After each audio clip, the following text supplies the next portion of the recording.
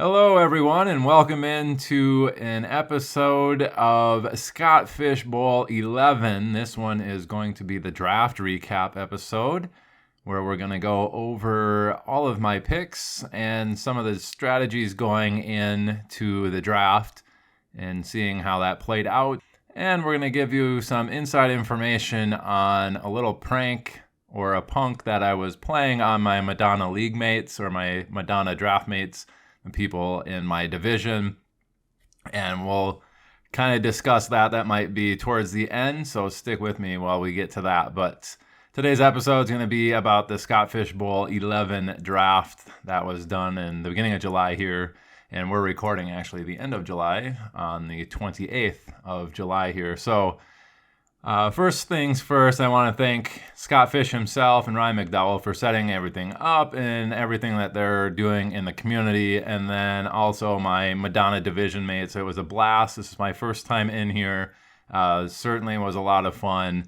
And then also giving a shout out to my Pick 11 crew, who were bouncing tons of ideas off of each other and were just wonderful people during and before the draft, and still kind of going strong afterwards, talking about discussions of injuries such as the Cam Akers injury, Michael Thomas, etc. Just want to give a shout out to all those people: Scott Fish, Ryan McDowell, all those involved in the whole process of getting it started and everything that you do for the community. And then my Madonna league mates, thank you very much for the draft and the fun. And it'll be a fun season. And then everybody in the Pick 11, appreciate all the conversations that we had. So I just wanted to give you guys all a shout out before we get this started. Anyway, so let's get this started. And I'm going to give a brief overview of my general strategy going in and how this kind of plays into the punking I did on my Madonna league mates. So within the Pick 11 chat, the general strategy I had was getting 2 tight ends early and then grabbing in the third round, like a Ryan Tannehill, hoping he would fall there. So I picked number 11 so I could get a decent first round pick at number 11 and then come back with another good pick at number 14 overall, thinking 11 and 14 are pretty good. And then you get that third round reversal, so you're getting the 11, 14, and 26th pick overall, thinking that's a pretty good start. The general strategy was to get the 2 tight ends early and then someone like a Ryan Tannehill. And within the mocks, people like Antonio Gibson were falling to our 4th round pick and Chris Carson at that 5th round. So with the third round reversal, we were early on the 3rd and all the evens. So 3rd, 5th, 7th. We were late on the even ones. So 4, 6, 8, we were late on. So Antonio Gibson was falling to the late 4th in some of the mocks. Chris Carson we were getting on the early 5th. Ideally, I would have started those 2 tight ends, gone with someone like a Ryan Tannehill, which was very popular within the mocks, and then hoping Antonio Gibson and Chris Carson would fall. That was ideal. Like, first 5 rounds would be to get that. Obviously, mocks are a little bit different than the real deal. That's not how it ended up, as you have seen the actual final roster there, but that was the strategy going in, and this kind of ties into the punking I did on the Madonna Division. Sorry, guys. Within the Pick 11, that was kind of some of our strategy is doing that, and I'll get into why I wanted to go 2 tight ends early, but just to get this story of the punking underway, it was decided in the Pick 11, okay, I'm going to try this strategy, and hopefully that comes to fruition. But I told them, I'm going to make a fake video for what my Scott Fish Bowl 11 draft strategy is prior to the draft starting.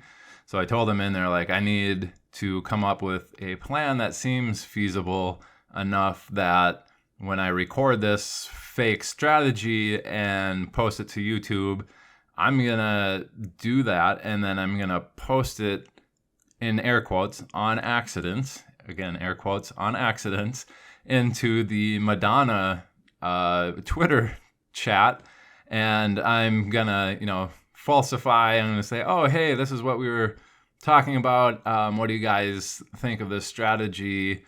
It's kind of what we were getting into. So that was kind of the idea. I said in the Pick 11 chat, I'm going to create this dummy video on YouTube that says this is a completely different strategy that has nothing to do with going 2 tight ends early and trying to get that quarterback in the 3rd round and hoping those running backs fall. So obviously I don't want my league mates to know my real strategy. I created this fake one and I was like, what can I do that will sound legit? And the one thing that popped into my mind was during these mocks, the wide receivers were falling like crazy. People were grabbing the early tight ends and a bunch of quarterbacks because it's super flex. So I figured some of these, like round 7, there were really, really good wide receivers going in round 7. So like, I'm just looking at our own draft here. You can see like Kenny Golladay, T. Higgins going in the 8th, Tyler Lockett in the 8th, Cortland Sutton at the end of the 8th, Jerry Jeudy, Chase Claypool. These guys going like in the 9th round. So within that framework with the wide receivers falling, this dummy strategy that I came up with was, hey, we have 3 wide receiver slots that you have to start every week. And then you have 4 flex spots. So 3 flex and 1 super flex. The strategy is just draft 7 wide receivers in those first 7 rounds. Even in the 7th round, like I said, you're getting guys like T. Higgins, Kenny Golladay, Tyler Lockett. Falling even into the 9th round, you're getting, Chase Claypool, Jerry Jeudy, guys that should be potentially top 24 wide receivers all the way in the 9th round. So my fake strategy was to draft all these top-end wide receivers. Now you can get Tyreek Hill and then Stephon Diggs and then Devontae Adams, A.J. Brown, like kind of do that particular draft strategy in those first 7 rounds. And then you're looking at like your worst wide receiver being a T. Higgins that you got in the 7th round or a Cortland Sutton that you got in the 7th round. And then you're rostering 7 wide receivers that are all basically top 24 guys on the season. And you're just going to be dominating everyone every single week at 7 of the positions, outside of the super flex, obviously. But within that strategy, saying after that, here's some of these late tight ends you can get, some of the late running backs like David Johnson. You can get super late, and he's going to have the volume. Gus Edwards, guys like these that you can get in those later rounds. And then picking up quarterbacks kind of late. So people like a Deshaun Watson were falling. Who else was going that far? Like Jared Goff, Taysom Hill, Cam Newton, Jimmy Garoppolo. These guys are going to be starters right away. Roethlisberger was sometimes falling super late. So saying, get all these 7 wide receivers, get these late guys that have volume, and you're just going to be dominating at 7 of the 11 starting positions each and every week with those awesome wide receivers. And that was kind of the dummy strategy video that I created, little 10-minute video. And you can see the video here. I'll put it in the YouTube as a little thing that you can click on. So click it there if you see it. But that was kind of the fake strategy that I wanted to give the Madonna Division. So I did that. I uploaded it to YouTube, copied the link, typed out a little message. Basically, let's see. I'm going to get on my phone here. I'll read it to you directly. I'm going to read what I wrote directly from the Twitter chat. So let me log in here, and I'm going to try to make this as quick as possible so you don't have to listen to the boringness. So within our Pick 11 chat, let me go up to when I posted that. Let's see. This is all still draft info. We had some pretty good conversations in there. There's some good crew in this Madonna division. So 7. Oh, okay. So here it is. All right. So I posted the link, and with it, with the links, you can actually type and then hit send. So it gives you all the information with it. So I posted the link to that dummy draft video, and then I said, Matt, just knowing full well, like Matt Price, he's one of the bigger dynasty guys.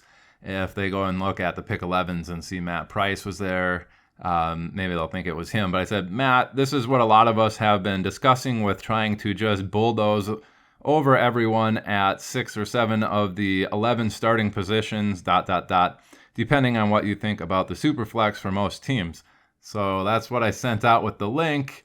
I left it go for about 2 hours, and then I replied, "Oops, wrong group chat," with a little like face. The guy's like, "Ooh, accidentally said that." And then I posted a GIF of Schitt's Creek with the dad there saying, "Nothing to see here, people." And everybody's like, "Ooh." Tom Burrows was like, "I know your strategy." Ty in there posted a GIF saying, "Oh, I've made a huge mistake." So that was kind of how I punked the Madonna Division before the draft started, just trying to throw them off the scent of what I was actually going to do in the draft. And I thought that was pretty funny in general. But yeah, and after that, throughout the draft, I kept tweeting things about who I was thinking about drafting next, or what position I was thinking about drafting next, which was completely different from what I was actually planning on doing or hoping to get with that next pick. So I just kind of had fun with that. And I know throughout the draft, there was a few times that some of those Madonna Division people liked my tweets prior to my pick. So people were watching there, and I had a fun time just throwing them off. It's part of the process, and I just thought it'd be a fun, cool story to share with you guys, and getting the inner workings of kind of how the Scott Fish Bowl can evolve into something very fun, even outside of the draft itself and what it represents. So I just thought I'd share that cool story with you guys. And then let's kind of get into the strategy of why I wanted to get 2 tight ends early. The philosophy behind that was essentially most other positions, especially running back and wide receiver, and especially kicker, those three positions, almost always every single year you can get somebody super late in your draft or off of the waiver wire who is going to produce similar or not that far off numbers to these guys that are drafted in the top 5 of their position. So if you look at last year, for instance, CMC goes down, Mike Davis comes in. He's giving you top 12 running back stats for a vast majority of the beginning of that season. He did tail off at the end, but overall he was giving you running back 2 numbers. Those guys go down, somebody comes in, and they just produce. That's the way running back happens each and every year. Like Tony Pollard, Zeke went down for 1 game. Tony Pollard was RB1 that week that Zeke didn't play. That's just the nature of the beast. And knowing that you can get that kind of value super late, especially when it's a tournament setting. So you need to be better than 2,000 other people in this draft, 1,920, whatever the final value is. You need to be better than all of these guys. And knowing that really late, somebody could get in a draft someone that's going to equal your Saquon Barkley or your Dalvin Cook or your Alvin Kamara pick with somebody that they got super late or off the waivers, didn't really sit right with me. So that kind of threw me off of getting running back super early with those early picks. Same with the wide receivers. You look at those early guys. Last year, I don't know, Michael Thomas, we're looking at Julio Jones, guys like that. But then you end up getting someone like Justin Jefferson, who was a 12th through 15th round pick in Scott Fish Bowl 10. People are getting him super late. Guess what? He's giving you top 5 wide receiver production, and you got it super late. And every year, like Cole Beasley was a top 20 wide receiver, top 24 wide receiver last year. Somebody you could get super late. And they're giving you pretty high-end value compared to what you could have drafted super early. Like Cole Beasley was maybe 80% or 75% of some of those top picks that year. And you have cases of that with running back and wide receiver every single year, and especially kicker. Kicker's a pretty flat position, so between the top end or even like 3rd overall versus one of the worst people, place kickers, it's not that big of a difference. So those were positions where I'm like, okay, there's a huge advantage where somebody can pick another dude late and match the production that you have of your early pick. I didn't want that. Quarterback's a little bit better about that, especially with the Lamar Jacksons and Kyler Murrays. It's difficult when those guys are on to produce at that high of a level. But you do have streaming quarterbacks every single year. There's, 40-some different quarterbacks that finish in the top 12. Obviously, to get the week-to-week production of that high end, It's a little bit more difficult in the late end, but people are getting Justin Fields like I did in this as the quarterback 25. You could easily have that Konami code, as they put it, with the rushing. He's got phenomenal arm talent, seems to be able to process stuff pretty well. You could easily see him slipping into a top 8 quarterback production on a week-to-week basis if he starts and hits. So you can get these quarterbacks late that will give you some of that high-end production, possibly Trey Lance, another guy like that. Any of these rookies, pretty early on. Or actually, let's do Taysom Hill. He's just one of those rushing quarterbacks, gets a lot of rushing touchdowns, pretty competent as a quarterback, and you can get him in, the 17th to 18th round in some of these Scott Fishbowl drafts. So you can equal some of this higher-end production even at the quarterback position. So that was the idea behind the tight end. Travis Kelce wasn't getting to the 11th pick, but Darren Waller, it seemed like in the mocks, was there like half the time or whatever. So ideally, I was hoping to go Waller first round, come back with George Kittle in the second round at the 202. And just so happens that's how it ended up falling. But the idea behind that is at tight end, you don't have that where somebody can just get picked up late or off of the waivers and give you that 19 to 22 points per week consistent production like Kittle, Waller, and Travis Kelce can. So I wanted to secure 2 of those 3 guys who cannot have their production matched. And I know tight end's kind of a single position here within the Scott Fishbowl, but my idea is if one of them goes down, the other is going to be in my tight end slot. So I'm never really, and you have bye weeks too, but you're never really going to be losing anything to the field at your tight end position. And then with the tight end premium that you get there, George Kittle or Darren Waller in your flex spot are going to be giving you essentially wide receiver 1 value each and every week. So your best flex option is also crushing everyone else's flex option. And then with the quarterbacks being the way they are, you can kind of fill in these other positions after that and get guys, hopefully, if you know what you're doing, that will produce consistently and kind of make you different in that sense to win this tournament, where you have 2 of the top 3 tight ends that are at a tight end premium on first downs and their receptions, and then you're just crushing everyone in the tournament at your tight end position in your flex 1. So that was kind of the general strategy. And as I said, I wanted to get that quarterback and then have those running backs fall to me. So I'm for those of you who aren't watching on YouTube or just simply listening to it, I drafted 11th, got Darren Waller. It came back at the 202. I got George Kittle. And then I'm thinking, okay, I just want to hopefully get a Ryan Tannehill there at the 302 when it does the third round reversal. So the 11th pick, we'll be drafting early in the odd round. So early in the 3rd, 5th, 7th, etc. We'll be drafting late in the even rounds, 4th, 6th, 8th, etc. So after I drafted George Kittle, here's what came off the board. So the 3rd pick of the 2nd round, Ezekiel Elliott, then Alvin Kamara, then Jonathan Taylor, then Nick Chubb, then Cam Akers, then Aaron Jones, then Kyle Pitts. And I'm sitting there like, whoa, 4 picks to go before I draft at 302. Guess who's on the board? Aaron Rodgers, Tom Brady, Matt Stafford, and Ryan Tannehill. 4 guys, like Ryan Tannehill, I was hoping would fall to me. Those other 3 guys I kind of thought was a pipe dream. With the Scott Fishbowl rules, really penalizing the turnovers and benefiting those guys with a high completion percentage, getting Aaron Rodgers, Tom Brady, or Matt Stafford would have been kind of a dream. Ryan Tannehill was kind of the realistic guy that I would hope would fall to 302. So I'm sitting there with 4 picks left before my 302 pick, and those 4 guys are on the board. I'm like, oh my God, I might actually get, like an Aaron Rodgers or a Tom Brady. At that time, Aaron Rodgers was still a speculation as far as whether or not he would even play this season.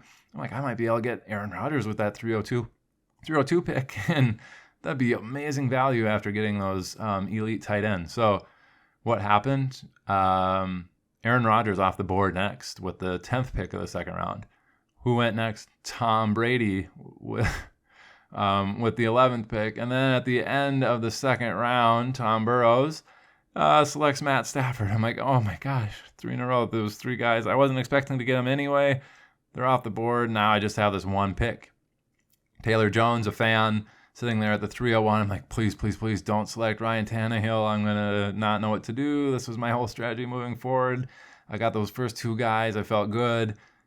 Taylor Jones, Ryan Tannehill off the board. No. Why? So at that point, I see him off the board. I'm like, crap. In my mind, the next best quarterback I saw in there was Joe Burrow, and I was super high on him earlier in the offseason. I just think that defense was so bad, and he's got so many weapons, and they kind of did upgrade the offensive line, not where they should have with Penei Sewell in the draft, but they did draft a second rounder, and they brought in Riley Reef. So their offensive line is going to be improved. They also brought in Frank Pollock, who's this amazing offensive line coach, and was there in 2018, I believe, when Joe Mixon had like his 4.96 yards per carry season and just crushed. So I'm thinking, all right, Joe Burrow's the next best on there, but I looked at their schedule and I started getting off of him and off of the Cincinnati players in general in the beginning of July, just because I was looking at that schedule. They play 6 games within their own division, obviously, so they're playing Cleveland twice. They project to be basically a top 5 defense, amazing pass rush. They also play Pittsburgh twice, same deal, amazing pass rush, elite defense. They also play Baltimore twice, really slow offense, so they slow the game down. Plus, they have elite defense and can get after the quarterback. So I'm thinking, crap, that's 6 of their 17 games in the Scott Fish Bowl, or 6 of the 16 because I can't remember who they play last, but I'm thinking, okay, well, this isn't looking so good. But then I looked at who they're playing out of division. It's Minnesota, who should have a vastly improved defense from last year, probably going to be a top 10 unit as well. San Diego Chargers, I know they just got rid of one of their pass rushers, and he went elsewhere. The name's slipping me, but they are probably going to be a pretty good defense. And then they're playing Denver, who also should have a really good pass rush and a top 5 defense. And it's just like, man, they do not have a very good schedule. So I was kind of off of Burrow, thinking, well, he's the next best. And then after that, it's a bunch of long shots or guys that I don't want to pick that early. So Kirk Cousins, Trevor Lawrence, Matt Ryan, Trey Lance, guys like that were like the next ones off the board. Not guys that I want to pick that round. So rubber meets the road decision for me at 302. I am extremely high on Antonio Gibson. I don't think anyone else in the industry is as high on him as I am.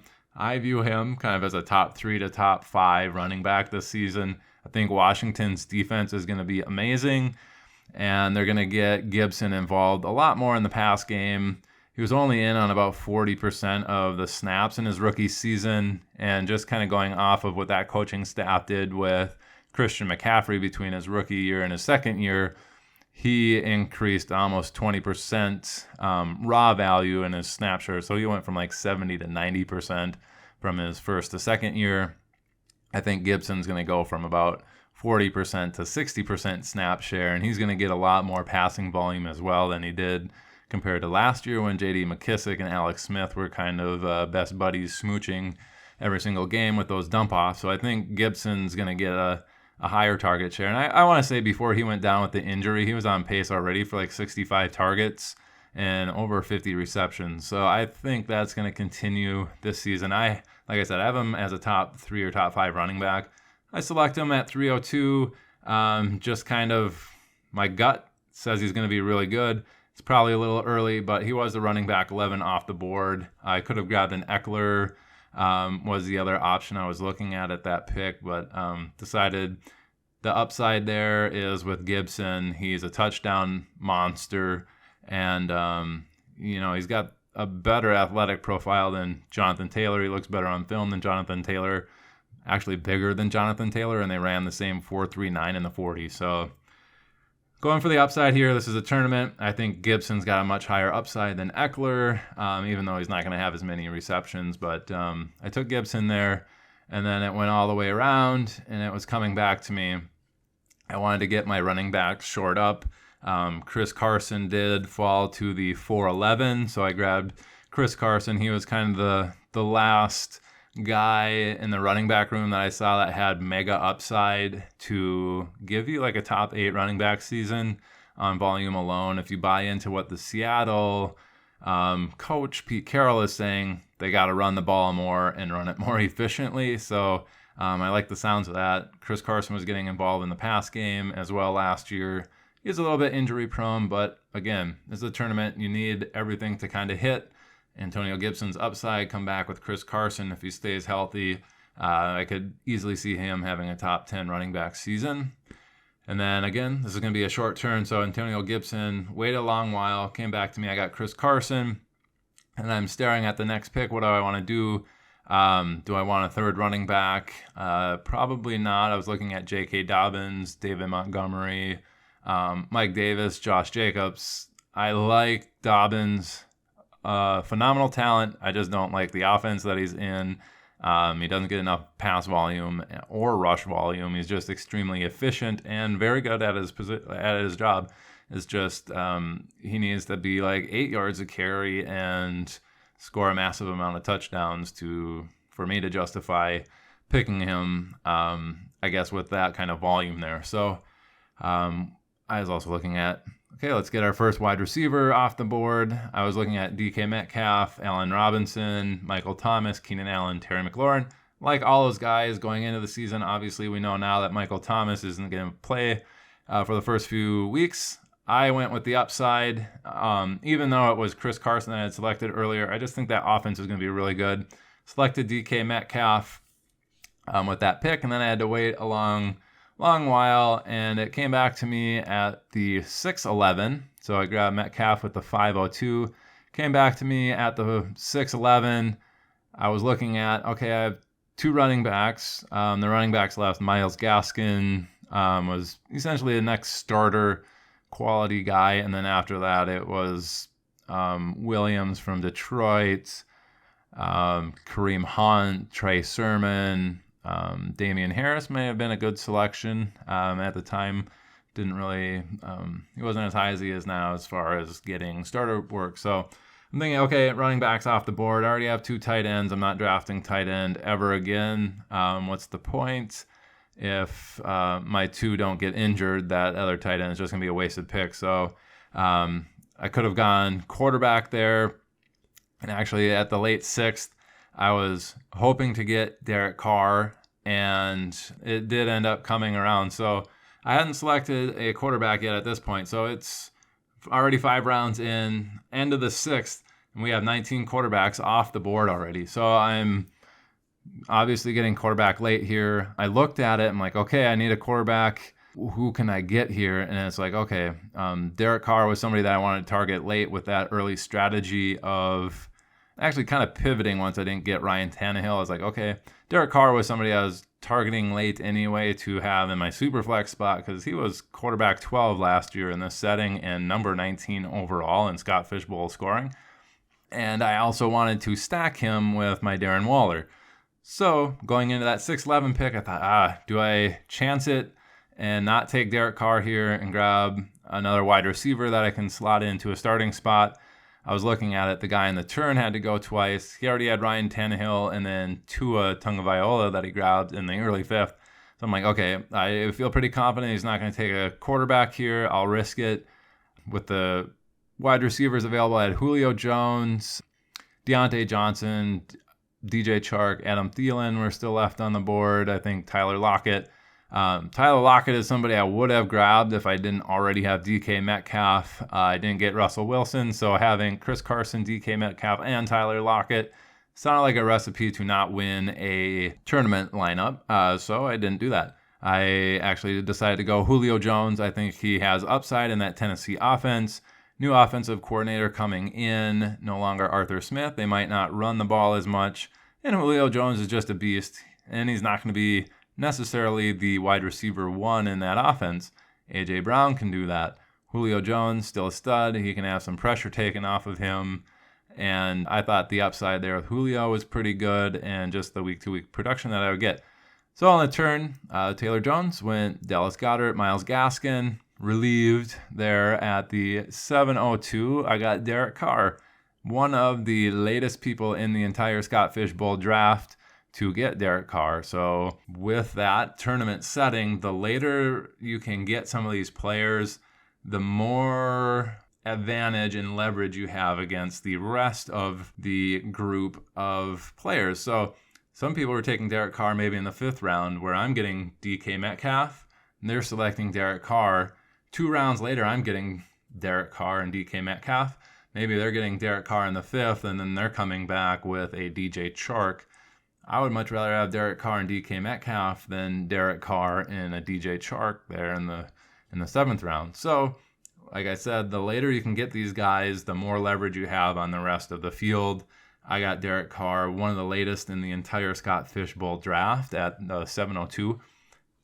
Absolutely stoked about that. Derek Carr, paired him with my number 1 pick, Darren Waller. So I got the stack there. Go look at Josh Larkey. He is an amazing analyst. He works with Roto Underworld. The guy's absolutely phenomenal. I love the way this guy's brain works.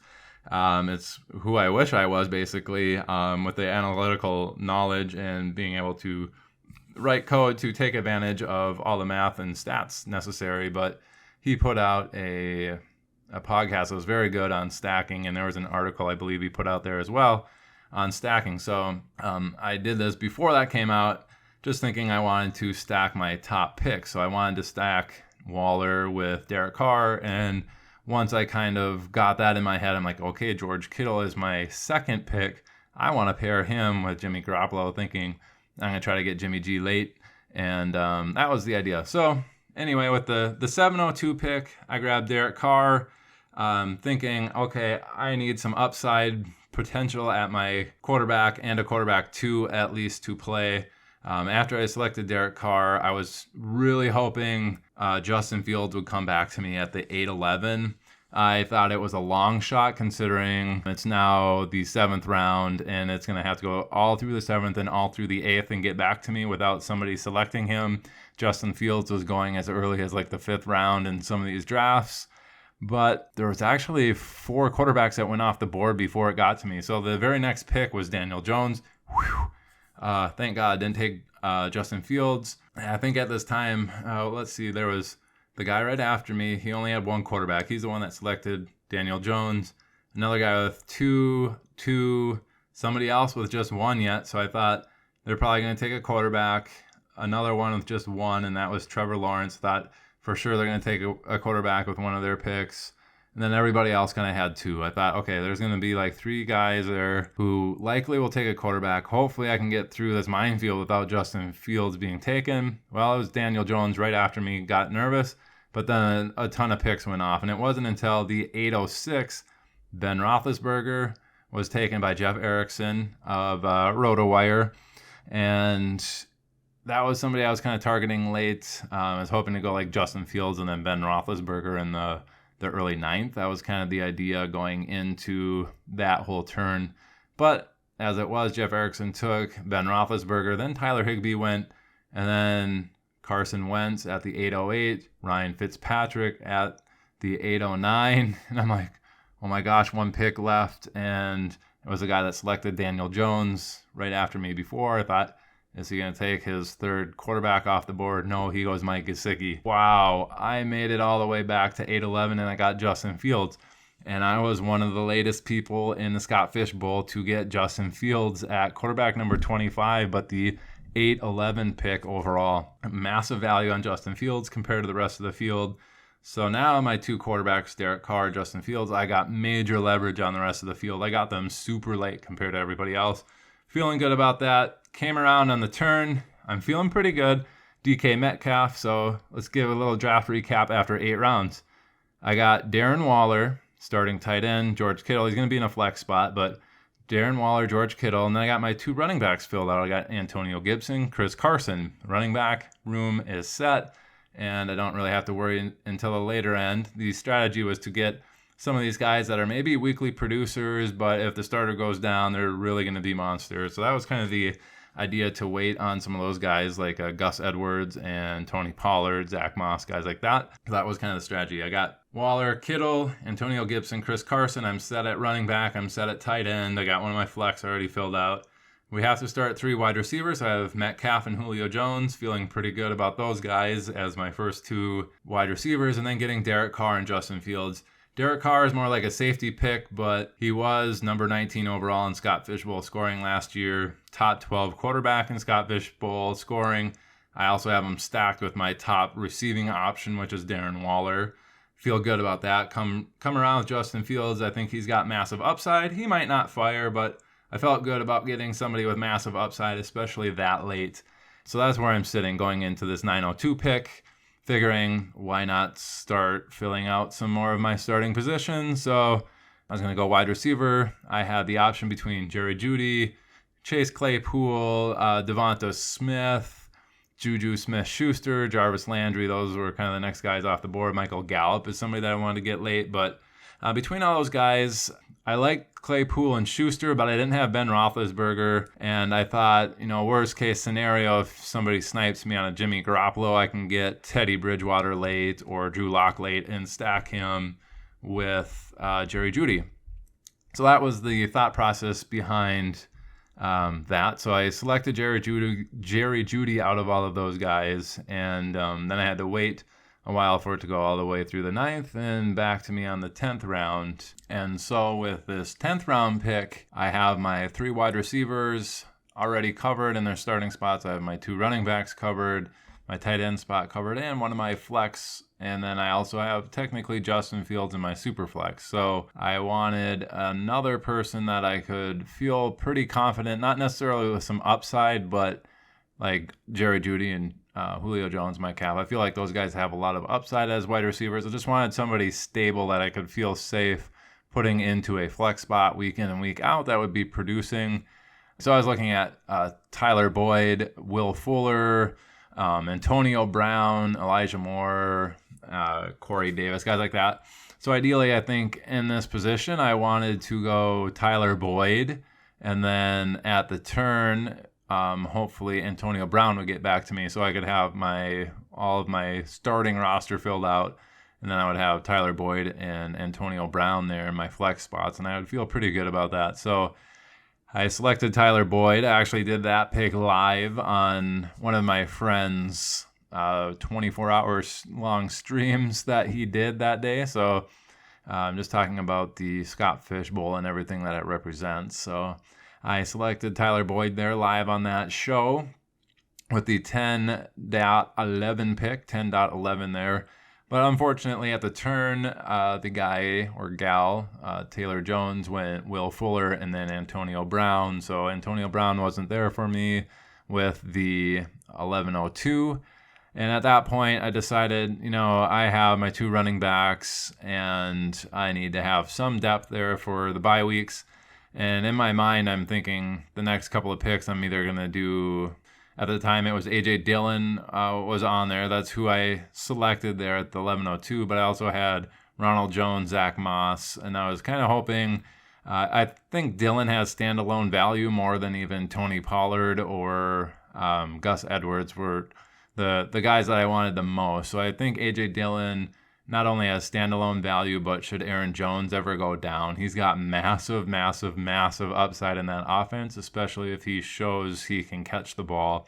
With Aaron Rodgers back there now, they should have plenty of scoring opportunities, and I think he'd just be a battering ram down there. You can't expect Devontae Adams to be scoring 2 touchdowns every game like he was last year, so having A.J. Dillon there as a potential standalone value on a week-to-week basis where he's probably not giving you a ton, but in a pinch, he might get you 6 or 7 points. And should Aaron Jones ever go down, he's got massive league-winning upside, and you're getting him in the early 11th. So I figured that was a good pick there. I was hoping all the way through the 11th and back to the 12th, I'd be able to get a Tony Pollard with my 12.11 pick. And then ideally with the 13:02, get Gus Edwards. And that was kind of my idea. Those would be my 5 running backs. Essentially, Antonio Gibson and Chris Carson are the guys I'm starting week in and week out. And then on bye weeks, I would have A.J. Dillon, Gus Edwards, and Tony Pollard to kind of round out everything. And those are 3 guys I think. Gus Edwards a little less so, but have league-winning upside should the starter next to them or in front of them go down.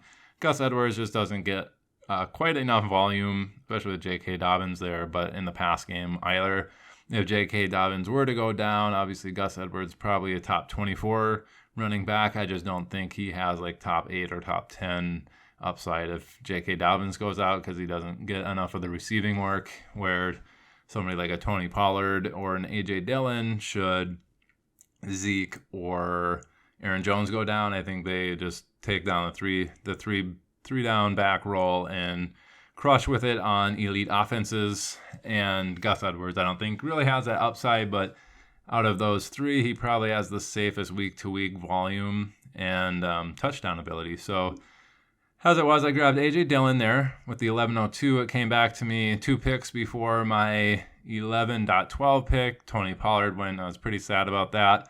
But the guy in front of me with the pick after that, Tony Pollard, took a kicker. Super happy about that.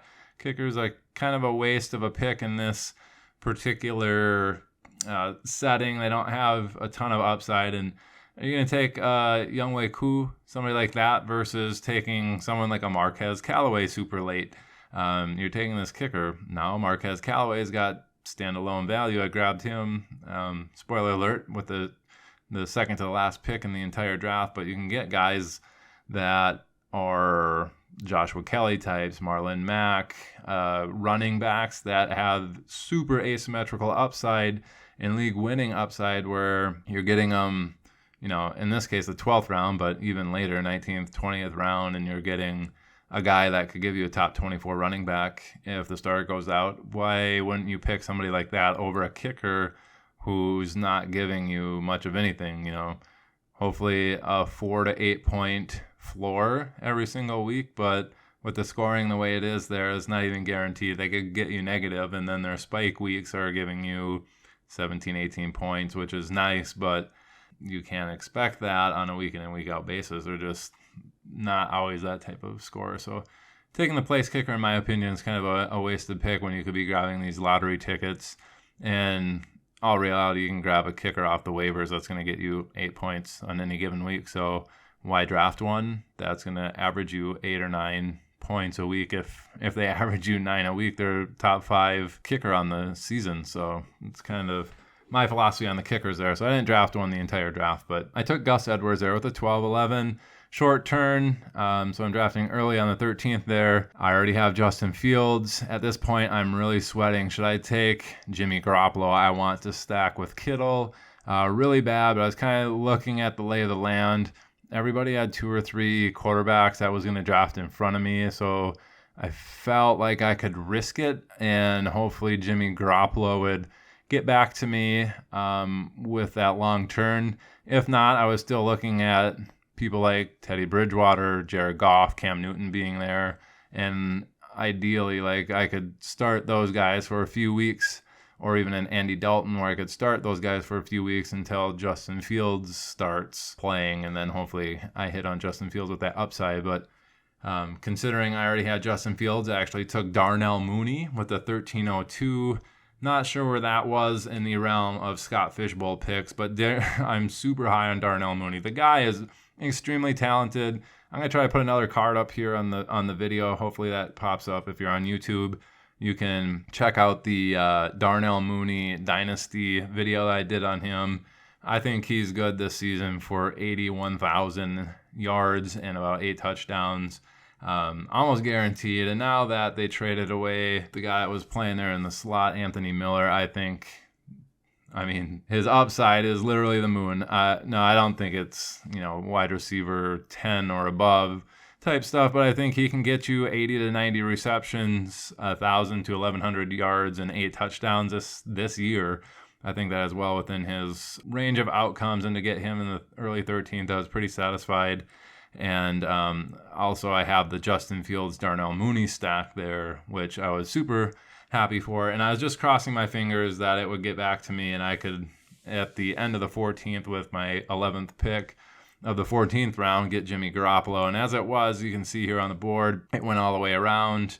And Jared Goff and Cam Newton actually went off the board at the 1 and 2 positions there, the draft guys that were 1 and 2. Number 2 took Jared Goff at the end of the 13th, and Cam Newton was selected at the 14:01.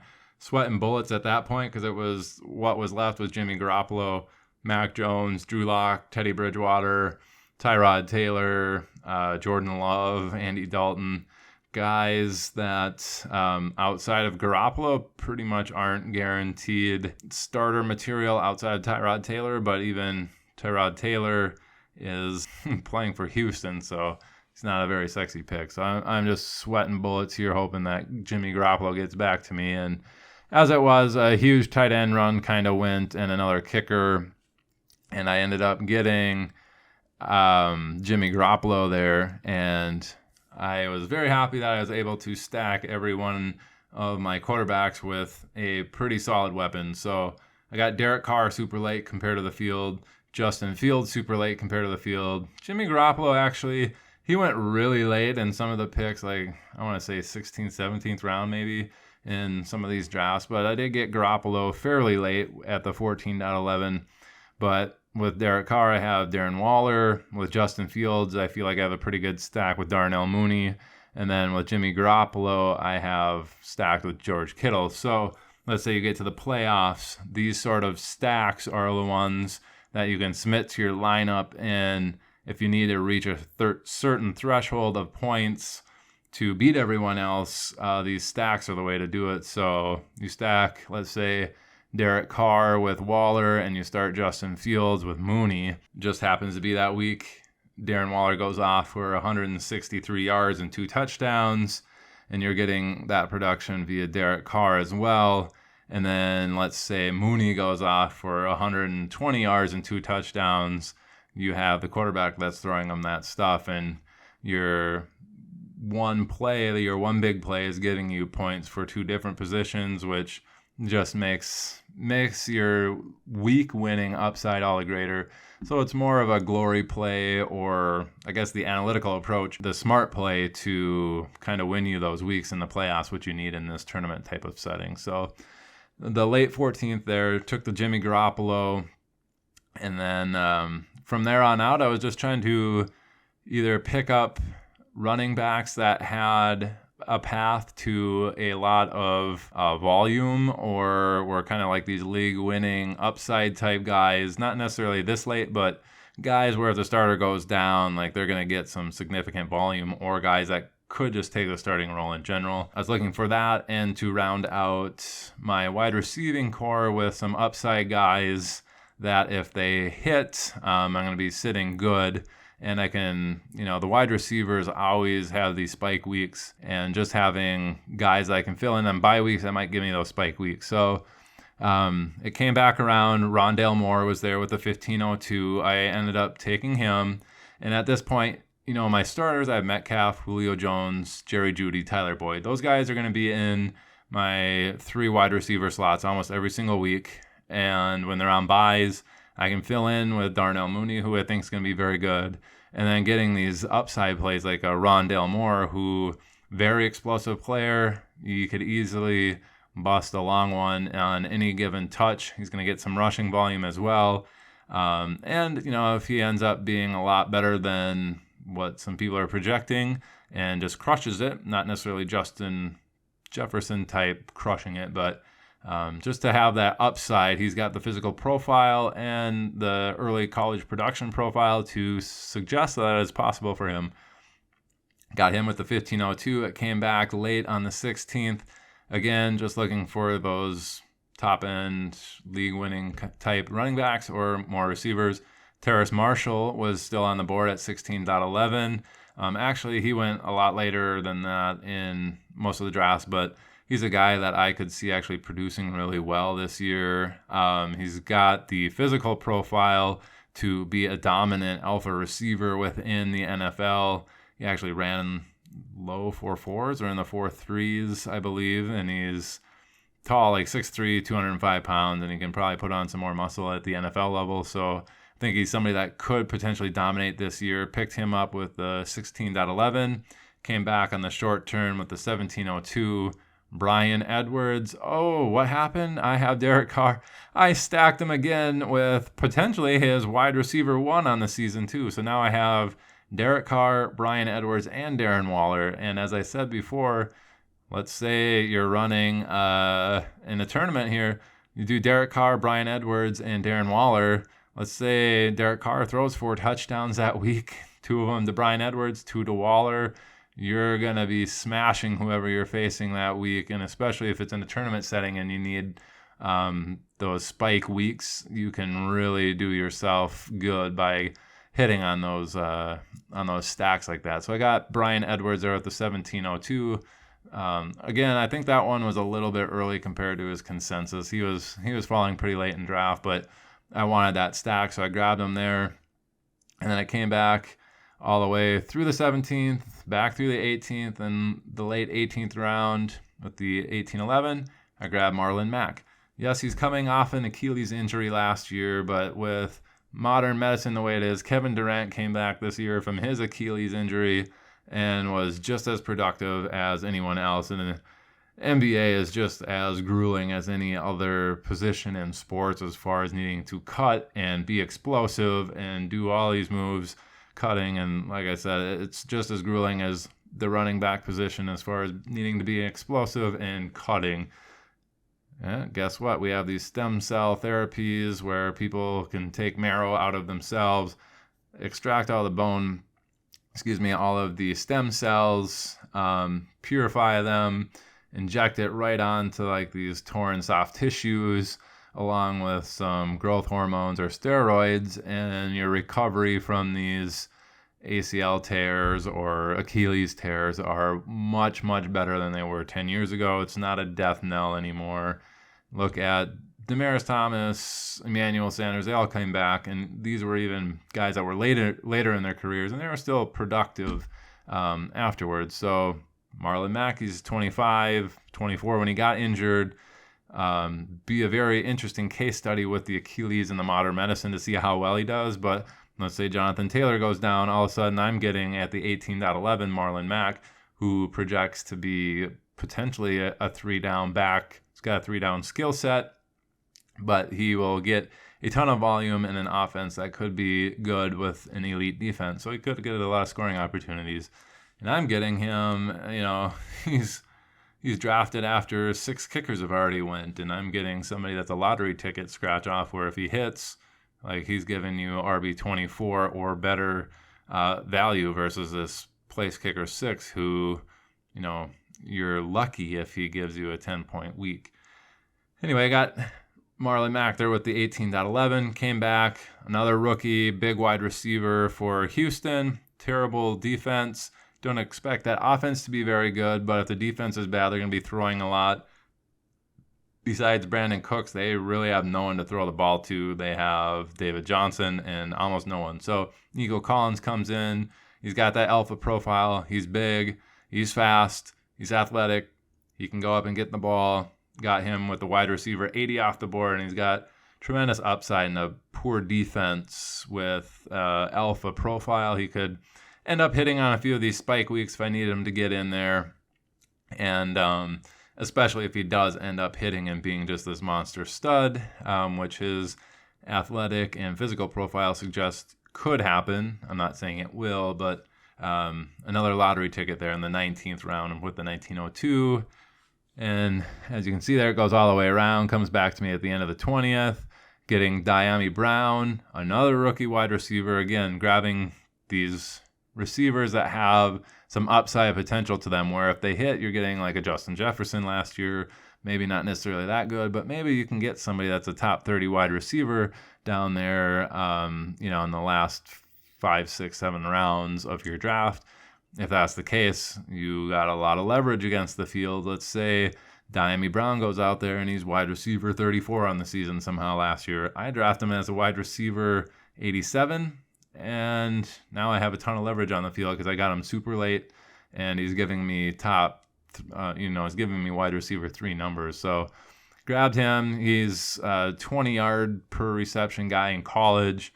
Obviously an extremely good deep threat. Washington figures to have the ball a lot with an elite defense. I kind of figure this guy can stretch the field. Terry McLaurin and Curtis Samuel definitely going to draw most of the attention. I could see Dyami Brown being left one-on-one with a lot of the NFL cornerback 3s and whatever else. And with Ryan Fitzpatrick's propensity to just degaff a bunch of throws, I could see that being a very good combination with Dyami Brown. Again, I'm not spending a ton of draft capital. 20.11, we're good to go. 2 picks left. We're sitting at the 21.02. I figure, hey, I'm looking at Joshua Kelly or Ty Johnson from the Jets. Joshua Kelly didn't look so good last year in the opportunity that he got, but I think part of that could have been mental. He did fumble when he got his opportunities last year, and I think that may have messed with his decision-making process and just thinking too much about the turnover thing. Again, that's all speculation, but it was between him and Ty Johnson from the Jets. Joshua Kelly, clearly not the starter there, would require an injury. Ty Johnson, however, from the Jets, that's kind of a murky backfield. Nobody knows really. Is it going to be the rookie? Is it going to be Tevin Coleman? Ty Johnson? Nobody really knows. I fully expect it to be Michael Carter, but you never know. Maybe he could always go down with an injury too, but maybe Ty Johnson is just that good, and he's got a pretty solid athletic profile. Maybe the coaches see him as somebody that they can deploy, and he wins a starting job. I'm getting him starting running back there with the 21.02 pick, which is very good. Then we come around 22nd round, the very last round. I'm looking hopefully at Marquez Callaway. I knew the New Orleans wide receiver core was not very good going into the season. They basically had Michael Thomas, Alvin Kamara, and then after that it was somewhat of a crapshoot of who was going to play and catch balls for them. A lot of people are now going towards Adam Troutman. I believe he's going to be awesome too, compared to where you were getting him early in the season. His ADP has risen tremendously, especially after this Michael Thomas news. He's just going to be through the roof, where he's no longer necessarily a value. You're going to be drafting him more towards what his ceiling is going to be. And then Traquan Smith is really the consensus other guy in New Orleans, and I think he went, he's at the 1606, as you can see on this draft board. He went wide receiver 67. He was actually kind of outproduced, and he's been in the league for 3 years and not really fired. He's had some monster weeks, which have certainly won people some money in DFS and won them weeks if they started him in any sort of week-to-week matchup. But Marquez Callaway was an undrafted guy that came out, made the squad, made the 52-man roster right away. He's got a versatile skill set where he can actually return kicks and punts, and did that in college. And it sounds like he's just a really good, in general, like football player, where he can run his routes well and knows kind of where to line up, and is football IQ smart as well. So getting him with the second to last pick at the 22.11, again, one of those cases where I'm trying to get some upside, or just somewhere where I can get some solid production from one of these late round guys that might hit. And now that Michael Thomas is going down, won't be there for at least the first 4 weeks. A lot of people are saying 6 to 8 weeks before he even comes back. And then when he comes back, a lot of the PT experts or the doctors that are in sports medicine are saying that particular injury he has, sure, he's going to come back, but it's going to take him another month or 6 weeks before he's actually back to normal form. And knowing that, like Marquez Callaway, he's going to get a bump in volume. Like those targets that Michael Thomas were going to get need to go somewhere. Alvin Kamara can't catch them all. Traquan Smith doesn't seem to have an alpha profile. And then Adam Troutman's the tight end. So the target's got to go somewhere.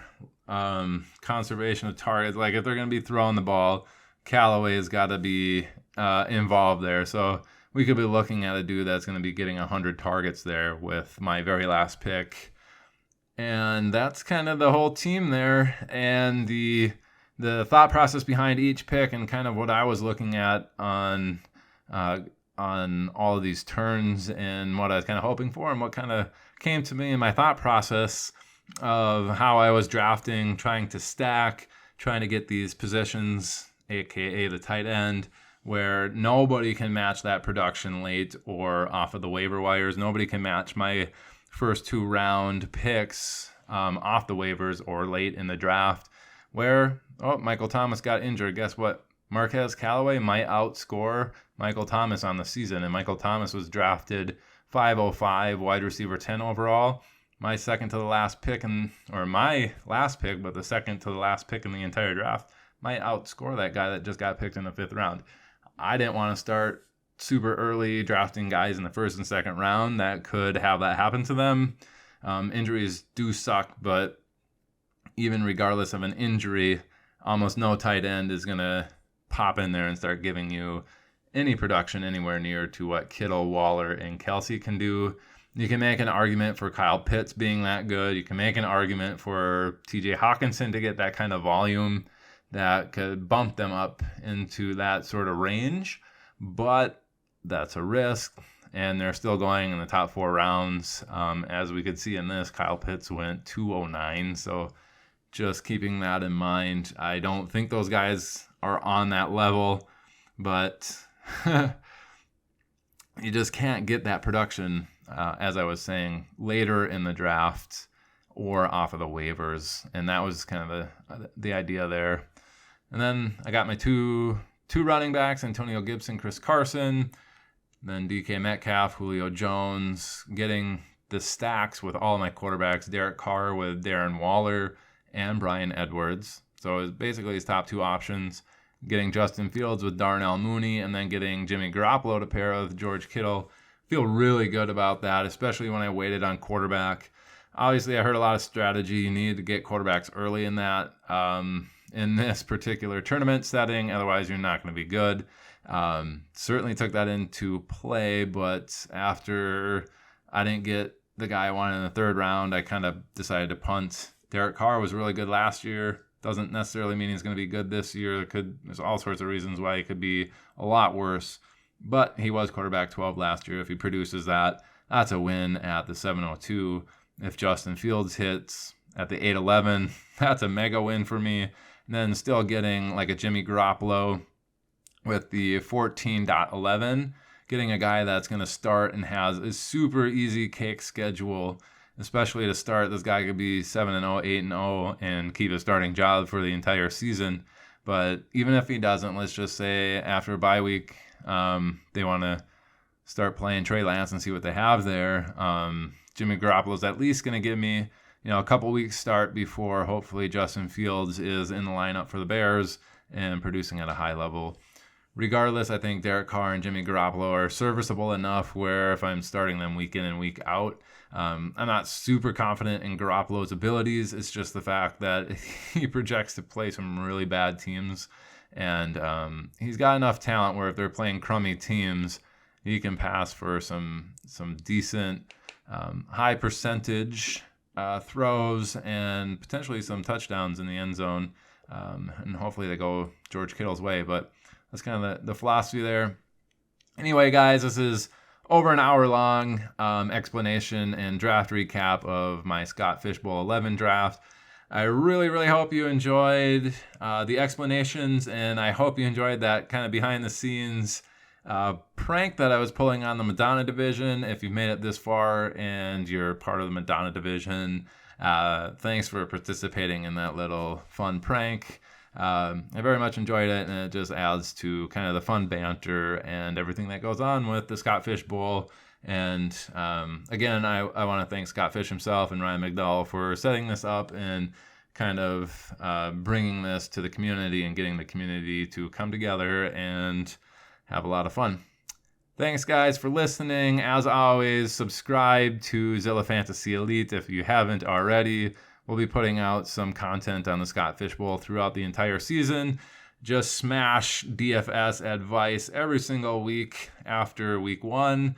We go over the adjusted line play report based off of Football Outsiders adjusted line play statistics for the offensive and defensive line. It's very corollary to who's going to produce week in and week out and kind of how the game script's going to flow for a lot of these games.